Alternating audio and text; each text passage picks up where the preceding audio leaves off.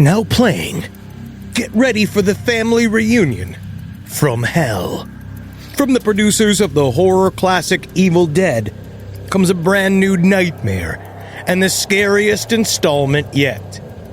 After her husband's mysterious passing, a widow seeks comfort with her in-laws in their secluded cabin in the woods. But as they one by one turn into something much more sinister, she discovers that every family has its demons. Evil Dead Burn. Now playing only in theaters. Rated R. Under 17, not admitted without parent.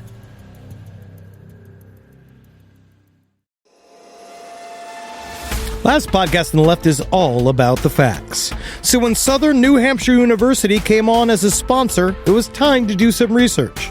Turns out they offer more than 200 online degree programs, and get this, criminal justice and psychology are some of the most popular. Classes have no set meeting times, and tuition rates are some of the lowest in the U.S. Want to learn even more about SNHU? Visit snhu.edu/last. There's no place to escape to. This is the last podcast. On the left. That's when the cannibalism started. What was that?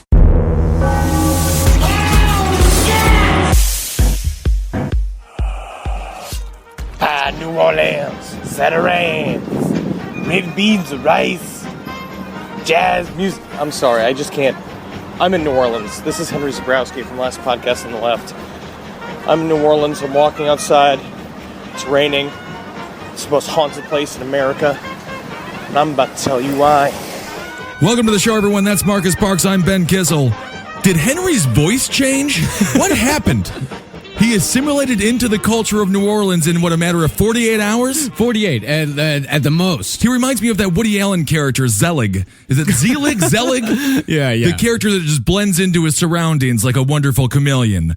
Chameleon! And, of course, Henry Zabrowski is one of the greatest chameleons around there. Fantastic actor, and we all love him. And we currently miss him, but he seems to be doing very, very well in the haunted streets of New Orleans. And that's what we're going to be talking about today. We're going to be following Henry on his adventures. Hopefully at some point he stops by the burrito stand that he's constantly bragging and raving about, and we can hear the actual interaction he has with the individuals who work there. Well, I hate to disappoint you, but It's a sandwich shop. It's a sandwich shop, but he does go to the sandwich shop. Maybe. We'll see. Ooh, something to look forward to, everyone. So today we're just going to talk about New Orleans, some of the haunts and spooky things that occur there. And we're going to follow Mr. Zabrowski on his trail of horror. So I guess let's just pick it up again. See what he's up to now. I'm down St. Charles Avenue in front of a genuine Popeyes Louisiana kitchen, which I'm really excited about trying. I hear it's really good. No spinach though, which kind of makes me mad. New Orleans is a place of contradictions. It started off as a sort of vacation spot for French aristocrats when we first purchased it, when Napoleon purchased it. And basically, it turns out a bunch of rich people don't want to come to a fucking swamp-ridden, mosquito-infested hellhole down in the bottom of a new country filled with savages. So they sent a bunch of criminals here. Those criminals raped and murdered everybody. That's why this is literally the most haunted place in America. Took a tour guide, a ghost tour, out in the French Quarter, and basically said, in every building in the French Quarter, at least 7 people have been registered as been murdered. There's ghosts at every single block. Our tour guide had confessed, named Trevor, big long beard. He asked him if he believes in ghosts, and he says, well, I can just show you the old man that used to visit me in my sleep every single night in my old apartment right outside New Orleans in the Treme. I was like, oh, let's go see your old apartment in the Tremaine. He's like, you don't want to go there because they will turn you into a human lamp there. We can all agree he's getting super winded, right? I think that's the most I've ever heard Henry talk while walking. And you could hear the pauses, because Henry doesn't pause when he talks. He's a very rapid-fire machine gun type of guy. But he pauses when he walks and talks. We know that. Imagine if he was trying to chew gum doing this entire thing as well. So he's touching in on some of the more macabre things that occur in New Orleans. And Trevor, his tour guide, He must have been freaked out at the sight of Henry, huh? That's a bad day for a tour guide when you see the big fat nerd come up and you're like, oh, this douchebag's going to ask me a bunch of questions about the bullshit that I'm doing. I'm making $7.50 an hour, and I hate to break it to you, I don't believe in ghosts. This is a goddamn tourism season job for me, okay? Well, let me expand a little bit on some of the things that Henry said. When he said that it was bought by French aristocrats, New Orleans is one of the oldest cities in America, definitely one of the oldest in the South. Right. It was founded in 1718, so you've got hundreds upon hundreds of years of deaths. Well, of course, now nothing bad was going on. Nothing bad was going on in the South in the 1700s. I mean, it was peace and harmony, wasn't it? Oh, no. It was different than that. It was the opposite of that? It was the absolute opposite of that. Oh, I see. And also, the New Orleans used to be much smaller than it was up until the late 1800s. It was essentially just the French Quarter, about a 78 block square. Oh, also known as the most annoying quarter in America. The French Quarter in the 1700s. Holy Lord, who wants to be there? And now we have another very interesting factoid from Henry Zebrowski about New Orleans. Another interesting factoid about New Orleans is the fact that when they first began, the first influx of settlers here, they started a gigantic convent. And what people didn't know is that basically what traveled with them was a gigantic epidemic of tuberculosis. And the symptoms of tuberculosis, what it does to you over time: gaunt, drawn face, bruised under eyes, aversion to light. You start to, because back in they begin to resemble vampire victims, and then eventually vampires themselves. There was an entire convent that was riddled with tuberculosis, and over here, it's right down on the French Quarter off of Decatur Street. And you go, and apparently the epidemic was so massive, so many, because they thought that, well, back in the day, vampires weren't, of course, as we know, they weren't like super gay Lestat. They were gaunt creatures like Nosferatu, and they believed that they would crouch on your chest at night and suck your soul energy out of your mouth, kind of like a girlfriend. And so you go, and people started seeing these gaunt, drawn nuns everywhere. And they started to believe that there was a vampire epidemic inside of this convent. And so a cardinal came, the Cardinal of Louisiana, the newest cardinal, got petitioned, you have to come, you have to shut down this vampire epidemic.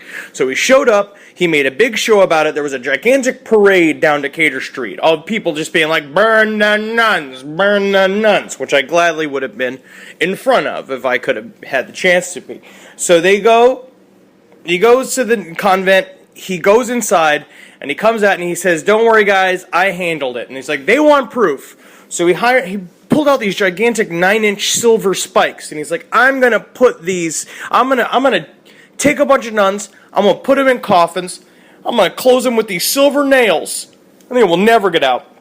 So even now, the convent that exists, which is now an old burnt-out building, they believe that there is coffins of vampire nuns in the attic, that they were, and they are nailed shut by long 9-inch silver spikes. But according to this ghost tour leader, he said that his buddy came and did a bunch of recovery work after Katrina and saw no such coffins, which I think is bullshit. Again, going back to my previous point about Trevor, the poor ghost trip leader. Henry's quizzing him about coffins in a burnt down nunnery. The guy's like, yeah, I don't know. My friend, after Katrina, you know that huge natural disaster that devastated the city? Yeah, no. Yeah, he was helping put sandbags up and stuff because people were losing their houses. But what about the coffins? Well, I'm sorry, Chubby. What's your name? Henry. Oh, Henry. I'm sorry, Henry. There were no coffins. There were no coffins. And by the way, those nuns, they were on meth. That's all. That was all the symptoms of crystal methamphetamine. Well, during Katrina, there were many reports about coffins being unearthed by the floodwaters. I've seen video. Right. I've seen the videos. I've seen the evidence. Of course, not the witch nun nail coffins that Henry's talking about, but actual real people with real families. I think that's real lives. That's a wonderful irony, though. If you're floating down in New Orleans Street. which you're not supposed to be floating down them. And you're like, oh, I'm drowning. And then a coffin comes up from the muddy waters to save you. That's kind of sweet. And then, of course, it pops open, and then you look at, you're like, Granddad! And you look at, he's got nothing but gold teeth. Next thing you know, you're a multimillionaire. That sounds pretty great. I did like, Henry brings up an interesting point, and I don't think it's really brought up very often. The gaunt, dangerous vampire versus the gay vampire. Of course. What's your vampire? You know, I feel like right now we've really gone into more of a very erotic sort of a, what's it, Lautner? Taylor Lautner. I think is dreamboat of a vampire. Yeah. They're all saucy and sexy. Twilight thing. Gay, right? So you would equate those to the gay ones. It's sort of on par with the conversation over slow or fast zombies. Well, except that there is an obvious choice as far as vampires go. Scary. Scary, gaunt, long noses, long fingernails. I love fucking 'em. Nosferatu, man. That's right. The best and scariest vampire that has ever been created. You also reminded me, I was watching an episode yesterday of Always Sunny in Philadelphia. Danny DeVito's character when he plays the troll toll, the toll troll. That's what I want my vampire to look like. You want to look like Danny DeVito? Short, fat, big nose, weird ears. But Marcus, he was mentioning a bunch of diseases and things. You know about this. Yeah, he was mentioning about tuberculosis. There was a huge yellow fever epidemic in New Orleans in 1853. 7,849 people died just that year alone. Wow. And between 1817 and 1905, over 41,000 people died of yellow fever. So you've got, of course, that hanging over New Orleans as well. As far as the death toll, yellow fever is a fucking horrible disease. Yeah. It's mosquito-borne. Of course, New Orleans is fucking full of mosquitoes. Yep. The jazz music brings them out. Mosquitoes love jazz. Everybody knows it. The symptoms are fever, headache, vomiting, backache. As the disease progresses, the pulse slows, gums start bleeding, your urine is full of blood, you start developing jaundice, so you turn yellow, hence the name yellow fever. And usually that occurs like 3 to 6 days afterwards. But if you have yellow fever once, you have a lifelong immunity to it. And in fact, there was, as far as tying all this into voodoo, which we would be remiss if we did not discuss voodoo in a conversation about New Orleans, which we'll talk about it a little bit later on. But at the time of this yellow fever epidemic, black people were not, they were not infected very much. White people were infected so much more, and there were rumors around that there was some sort of a voodoo curse being put on the white man by the black man, or that black people had some sort of voodoo protection. But I'll tell you, these black people, they couldn't catch a break, huh? They're like, we avoided the yellow fever fiasco, but wait, you're blaming us for it? What? How is that possible? Blaming us for it? Well, the reason why they were essentially immune to is because a lot of them had already died generations ago, because they'd been in the area for over 100 years at this point. Right. The people who survived that passed on their genes naturally were more immune to it. Sure. So that's why black people survived and the white people, and especially because the majority of the white people who died were immigrants. So they were new to the area and had no immunities whatsoever, much like us bringing the smallpox over to the Native Americans and killing 90% of their population. Well, it's always tough to move. That's what it's all about. It's interesting. Yellow fever, it does sound again like crystal meth, but it also, it sounds like it has similar attributes. But yellow fever, I feel like that's the nicest thing it gives you is a fever. I would have gone with yellow piss and blood. Or yellow, just insane diarrhea. Like yellow fever, you're like, you got the yellow fever, and you're like, all right, I've had a cold before, I've had a headache, I can deal with the yellow fever. I can handle it. But then they didn't mention everything when you vomit up your own insides. But now yellow fever, that's just one of the many catastrophes that have just brutalized this poor city of New Orleans. Oh God! So now Henry, he's going to explain a couple more of those. This is a town riddled with a catastrophe. It says here in this Paranormal New Orleans article about the 7 reasons why New Orleans is the most haunted place in America. So one is there's a great deal of tragedy here. Of course, we all know about Katrina. I was sitting in a bar by myself, just drinking some suds, spending the time. When I listened to the bartender talk to a patron, they were talking about how she goes to her Voodoo healer every week, which is she goes to a locals only place down the street. And they were talking about the influx of bad juju in New Orleans since what the soldiers did after Katrina. And, there's a lot of conspiracy theory that still happens, because apparently there's thousands of bodies still missing. And that she was saying is that the soldiers would go and, literally during Katrina, the survivors, they would line up the girls that they found, and they would make them kiss them in order to get them onto the helicopters to take them out. There's a whole new breed of evil energy that's coming back and influxing the city, which I think is kind of cool. Yeah, Henry would think that's kind of cool. Yes, he would. Of course he would. A new breed of evil energy. Yeah. Take it over the city. All right, so Henry mentioned Voodoo. Right? Yeah, I mean, Voodoo is a very respected tradition in New Orleans. Yeah. And they're obsessed with death. Oh, in New Orleans? Oh, yeah. I think so.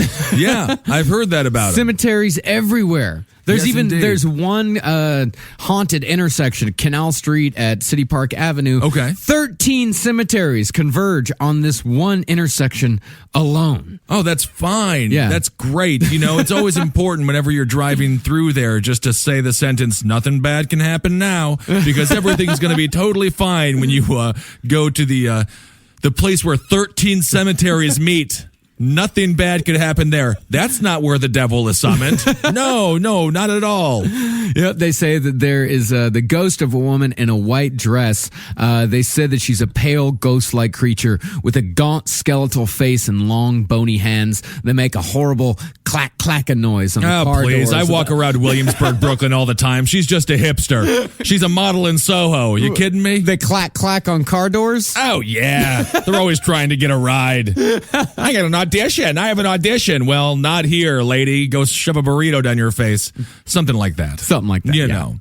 All right. Well, very interesting. And now Mr. Zabrowski, he's going to continue guiding our hand on this wonderful tour of New Orleans. And on this, I was just talking about haunted things. On this one, he covers what is argued to be the most haunted place in all of New Orleans, the Lalaurie House. Oh, I mean, it's second to his belly button, but that's fine. It's raining in New Orleans, and when it rains outside, it smells like poo-poo vinegar. This place is disgusting. In the nighttime, it's beautiful. You got titties out, you got bombing on your shoes, but you don't care because Zydeco is carrying you on a field of notes back and forth to every single cramped bar. But during the day, it's a broken, weird city. Everyone has jobs.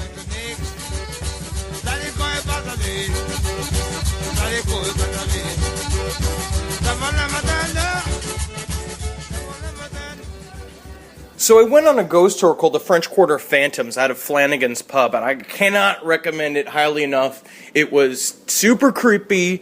It was a lot of fun. If you go, tell them we sent you, because I'm going to try to get an interview with one of the tour guides. I love the place. The bar is amazing. And the tour is very informative. Matter of fact, I literally watched our tour guide. There was this nerdy bearded dude break up a dude trying to beat the shit out of some woman, which is, I guess, the nicest thing that's ever happened in New Orleans. So he took us to the Lalaurie Mansion. Now, I know that we've covered Lalaurie Mansion a little bit in the podcast, but just as an overview, Madame Lalaurie ran the Lalaurie Mansion. She was a 45-year-old, super rich woman who had basically had two husbands previous that both died in mysterious circumstances. She married a hot young new doctor in town, this surgeon he was Monsieur Lalaurie.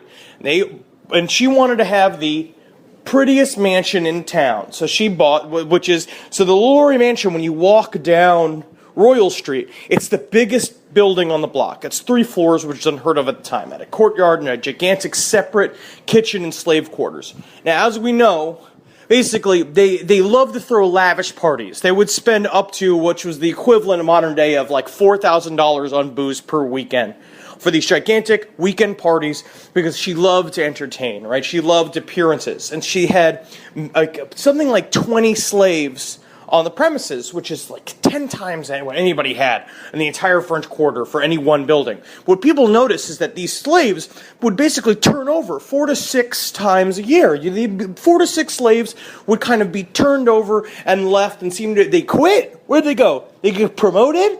No one asked questions, because Madame Lalaurie was heavily connected in the New Orleans government. Her brother was a prominent lawyer, and her father was eventually going to turn to be the governor of Louisiana. So basically it all came to a head when a fire was started in a kitchen by a slave woman. They show up it's the middle of a party. She says to everybody, like basically this fire breaks out in the kitchen. She says to everybody in the party, grab all the expensive furniture, grab the original artwork and get out of the house. And they're all like, well, what about the slaves in the slave quarter? And she's just like, I can buy new slaves next week. That's an original Renoir. This is an incredibly expensive table. Get it out of here. So you didn't care. So basically the cops show up, they go and look in the kitchen, they find a woman that has been shackled to the stove. And she said that she set the kitchen on fire on purpose. And I ask her why, and she's just like, because at the time, this is a very Catholic community. So suicide's like the worst sin that you could possibly do. And she said, I'd rather be in hell in the afterlife because I'm already in hell now. And she's like, why? And she's like, have you seen the attic? They go up to the attic, and they find that Monsieur Lalaurie has been running a series of experiments, surgical experiments in the attic involving slaves, and the 4 to 6 ones. Basically, any slave that disobeyed any one of their orders would go up to the attic and be a part of the experiments. There was one that had a strip of flesh missing from the top of their head all the way down in a spiral around their body in a continuous strip, and they know it was a continuous strip because they found it in a jar filled with alcohol. And they found a young slave woman, a little girl, in a cage with all of her longest bones shattered, and she was basically made to fit in this cage like a bunch of veal. She crawled out of it, and she died on the way to the hospital. Now, all this is the overview. So across the street from there is this fucking awesome sandwich place called the Verdi Mart, which I have been frequenting. And apparently one of the biggest ghosts that haunt the Lalaurie Mansion has basically had new owners every 9 years. Because every 9 years, their lives are over. Like the last owner was Nick Cage, and on the 9th year, he went bankrupt. And there's a lot to it. Right now, it's owned by a Texas billionaire who basically has parties there once every 6 months to kind of show everyone his summer home. But apparently the official word is that he's decided that he's no longer interested in owning the house, and now it's going up for auction. It is supposedly riddled with ghosts, and the most famous ghost is on the balcony of the Lalaurie Mansion, out in this porch. Basically, the story goes that Madame Lalaurie was beating a young slave girl, and someone spotted her on the street and said, "Hey, stop that." The slave girl ran away from her, ran up the balcony. Madame Lalaurie chased her around the balcony and then essentially threw her over the side into the courtyard below, and then she disappeared, and the cops all covered it up. And so apparently this ghost of the slave girl keeps running back and forth across this porch. And I was talking to the dude, the guy who works at this sandwich place, the Verdi Mart, which is amazing. And I was like, have you ever seen this ghost? And he's like, I never seen that ghost. And he's like, yeah, but I was like, so people come in, he's like, I don't know how many times they come in here, because they kind of like, they're a little crunchy, they're a little mean in there. It's just like, I don't know time someone would come in here and be like, oh my God, I just saw a little girl jump from the balcony. And he's just like, yeah, sure, a little girl jumped from the balcony. And they're like, no, what do you mean? I just a little girl that fell off the balcony. She's like, she's been doing that for 175 years. What kind of sandwich do you want? Okay, so we can all agree Henry is the most annoying tourist in New Orleans history, right? Between the tour guides and this poor bastard who runs the Verdi Meats or the Verdi Market. Yeah. I mean, he is grilling people. Oh, man. I mean, well, he's been there all alone. By the way. For 5 days. He's been there all alone, all by himself. Of course he's going bothering the locals. That's a good point. He did describe a slave girl as veal. And then the next mental thought was sandwiches. I do want to point that out, that was the mental segue to get to the sandwich shop, was to describe the poor slave girl who had all of her legs broken because Miss Lalaurie is a complete monster piece of shit. And then immediately into sandwiches. Anything will trigger this guy's hunger button. You know, anything will do it. My God. But it sounds like they do sound like amazing sandwiches. They do sound great. He described them to me in full detail the other day. I'm sure he did. Unsolicited. Really? He just went into it.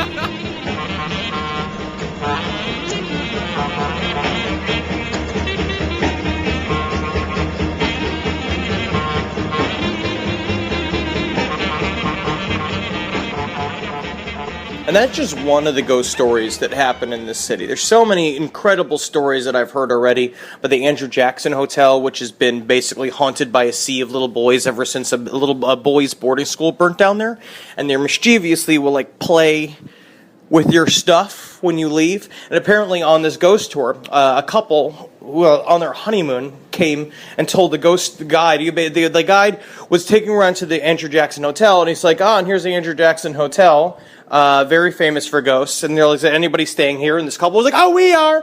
And they were complaining about how they didn't see any ghosts. And so they were going to go and find a new hotel. They ended up completing their stay, and there was, we didn't see any ghosts. They get home, and they go through their roll of pictures. They go home, they go through their roll of pictures, and they see that there's one picture taken from the ceiling of the room of the two of them asleep. And so they end up sending an extra tour fee to the ghost tour people to basically say, sorry for ruining the tour that day. Well, again, come to New Orleans. This is the most haunted place in the world. It's beautiful. The people are beautiful. People got big butts. I've eaten pork 9 times a day. I'm seeing ghosts because my blood pressure, I imagine, is probably like 279 over 47. I don't know what's good and bad blood pressure. I haven't been to a doctor in 8 years. We come here, eat the luscious food, drink some beers, come to Mardi Gras, because I'm going to be here the rest of my life. I don't know when I'm going to leave. This is a very special, remote last podcast on the left. Sorry for my rambling. This is what I do when I'm alone in the hotel room. Never mind when it's just recording. I just sit here and I talk to... is that a ghost? No, that's not a ghost. There's just a maid in here. And what a terrified maid that must be. Can you imagine walking in on a Henry Zabrowski, shirtless, talking into a telephone about ghosts, maybe even pantless? We don't know if he was wearing any clothes whatsoever. We know that when he's alone, he doesn't wear any clothes whatsoever. So None. We do know that he was not wearing any clothes whatsoever. So we have a nude, buttered up Henry Zabrowski, and a poor maid walks in, and he accuses her. Filled Henry Zabrowski. Yes, indeed, to fill up his refrigerator there. That's, I'm sure, completely empty of all booze. I'm sure he drank all the little airplane bottles of booze that they offer you in the hotel room. He sounds drunk. Yeah, oh yeah. Naked Mr. Zabrowski. That poor maid. All right, well, that has been Henry's New Orleans adventure, and I wish we were there with him. God damn it, I wish. If we were there with him, Marcus, we would probably save him 2,000 calories a day.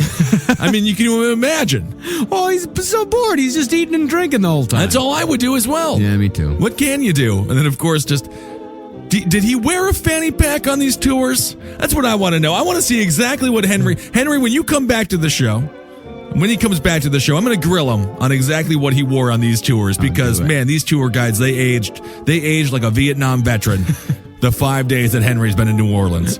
All right, everybody, thank you so much for listening, and we'll be back to a normal, more of a normal last podcast next week. And the following weeks, and we love you very much. Of course, hail yourselves. I'll gain. Hail Satan. I'll say hail me, but I'll do it like Henry. Hail me! Like that. And of course, it's at Marcus Parks is the Twitter, and then I'm at Ben Kissel, and then it's Henry Loves You. And all right, we'll talk to you soon. Magustalations. Oh, that's right. You've tried melatonin, the white noise machine, the blackout curtains, the magnesium, and you're sleeping fine. Not great, just fine. At some point, you have to consider the 4-year-old pillow is doing more damage than the magnesium is fixing. Coop Sleep Goods is running a bundle sale July 9th through the 20th. The starter bundle is the move. 2 pillows plus a sheet set, 40% off. And we're not saying it'll fix everything. We're just saying you've tried everything else. Coop's pillows are adjustable, designed to fit how you sleep, not just tolerate it. Mix and match any 2 pillows at 25% off, or go all in on the starter bundle. One real upgrade beats 6 mediocre ones. Head to coopsleepgoods.com/comedy. That's COOP sleepgoods.com/comedy for 40% off the starter bundle and 25% off all other bundles. Some say Odoo business management software is like fertilizer because of the way it promotes growth. Some say Odoo is like a magic beanstalk, scaling with you while being magically affordable. And some say Odoo's programs for manufacturing, accounting, and more are like building blocks for creating a custom software suite. But I say Odoo is all of it. Fertilizer magic beanstalk building blocks for business. Yeah, Odoo. Exactly what every business needs. Sign up at odoo.com. That's ODOO.com.